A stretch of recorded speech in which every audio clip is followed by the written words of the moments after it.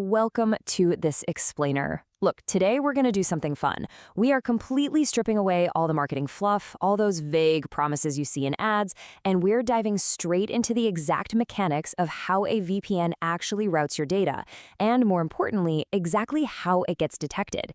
So if you've ever sat there wondering what literally happens under the hood the second you click connect, and how people still end up getting caught, well, you're absolutely in the right place.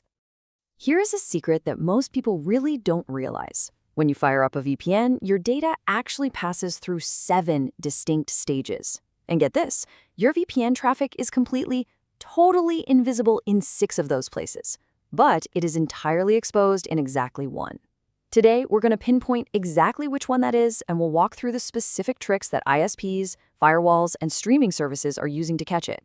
No fluff, just the actual mechanics of the whole shebang. Section 1. The pipeline. Let's look at Arjun's journey from India to US Netflix. Okay, let's actually trace this out and speed run Arjun's data packet from start to finish. Imagine Arjun is sitting at home in India trying to watch a US-only Netflix show, and he really doesn't want his ISP snooping. So he fires up Proton VPN. Bam! At 0 milliseconds, the packet starts on his device in India, where his operating system decides how to route it. 5 milliseconds in, his VPN client wraps that data in tight encryption. Fast forward to the 150 millisecond mark, and that encrypted packet is flying across the open, public internet, literally riding undersea cables all the way to a VPN server sitting in the US. At 200 milliseconds, that US server receives it and decrypts it. And finally, right around 250 milliseconds, it hits its final destination, Netflix. Now, notice how stages 1, 2, and 3 happen entirely inside Arjun's personal laptop. His ISP, or even a government sensor, they literally have zero clue what's happening on his own machine. Meanwhile, stages 5, 6, and 7, those happen entirely inside the VPN provider's secure infrastructure or right at the destination server. So only the VPN company and Netflix are ever seeing that traffic. Which brings us to a really critical realization. I want you to think about the pipeline we just mapped out for a second.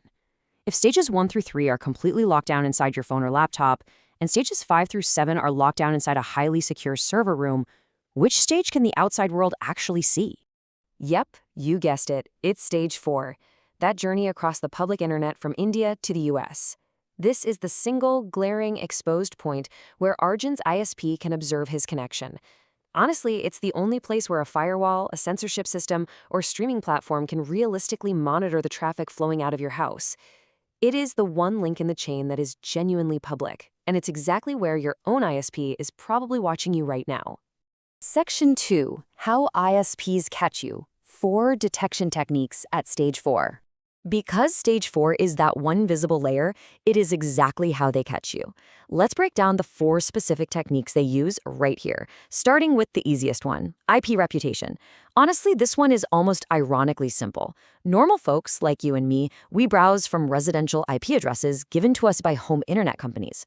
But VPNs, they don't have residential connections. They're renting out massive server spaces from data center companies like AWS or DigitalOcean. So services like Netflix just subscribe to databases of known data center IPs.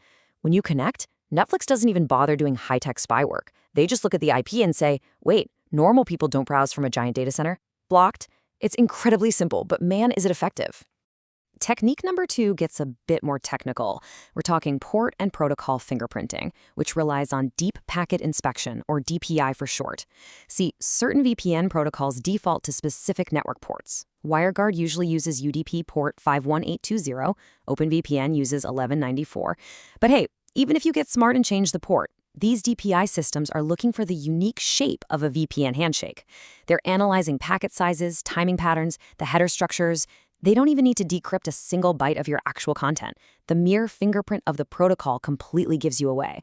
The third method is traffic pattern analysis. This isn't really about the individual packets at all. It's all about the rhythm. Think about how you normally browse the web. It has a bursty, start and stop heartbeat.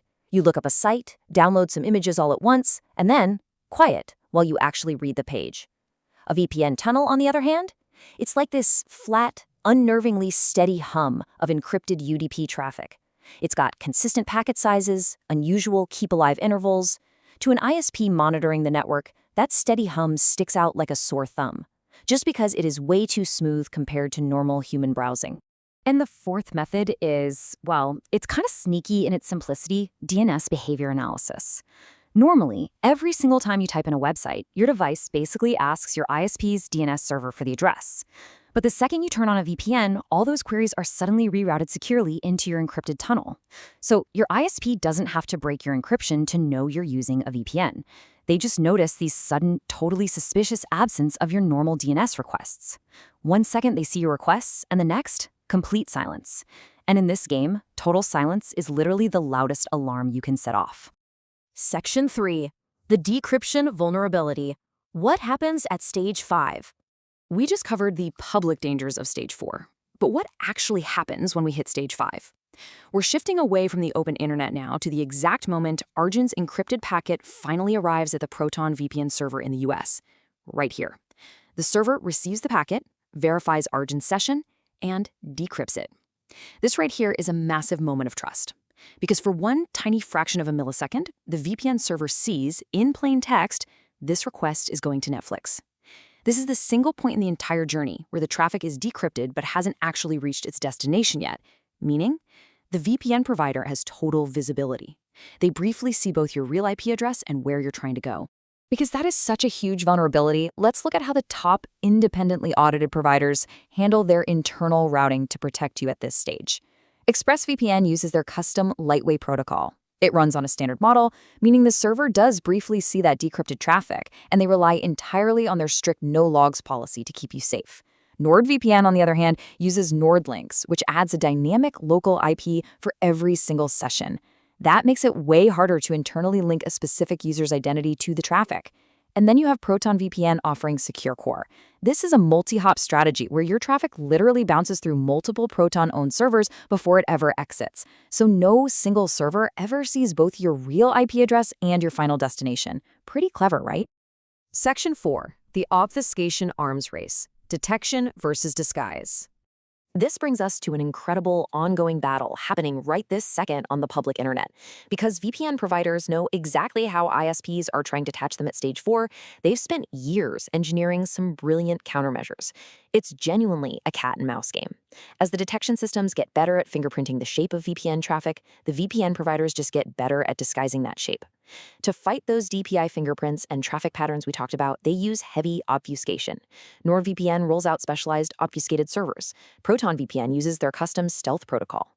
And in heavily censored regions, users deploy advanced tools like shadow socks or VPRay. What do those do? They actually take that flat, steady hum of VPN traffic and actively manipulate the packet sizes and timings. They make the tunnel look exactly like boring, normal HTTPS web browsing.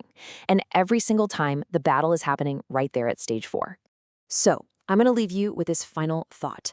The next time you sit there wondering if your ISP or your network admin can tell you're using a VPN, ask yourself, they might not see what you're doing, but can they see that you're doing it? The contents of your data? Yeah, they are entirely secure. But depending on their tools and your obfuscation settings, they might just be able to see that you are hiding something.